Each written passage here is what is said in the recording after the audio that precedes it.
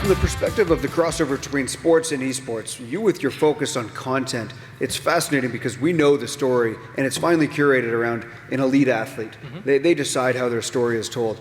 With gaming and esports, it's a little bit different with the introduction of live streaming and really personalities shine through in those good or bad moments.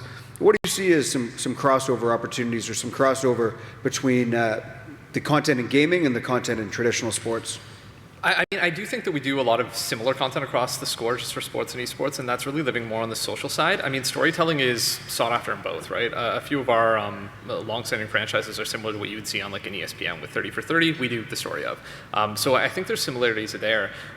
I think it's a really good point you bring up about just the access to these personalities on Twitch, because it is something that you just don't see as much in traditional sports. You can't really see as much, right? Kyle, any thoughts of any games you'd like to add? No, I mean, I think you pretty much hit the nail on the head there. You'll get something like Evo coming up, which is like the largest fighting game tournament in the world, and it happens in the middle of the summer, and like suddenly there's like a lot of interest in those games, right? And then it peters off. I think.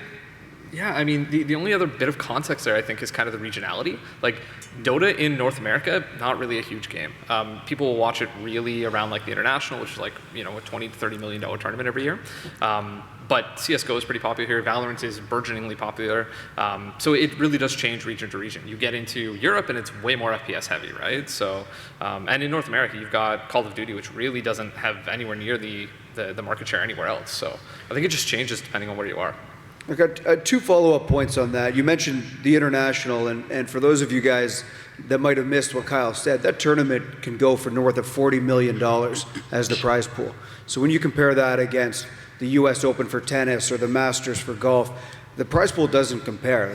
Gaming and esports has a vastly bigger prize pool, and the people that are competing for that become millionaires overnight.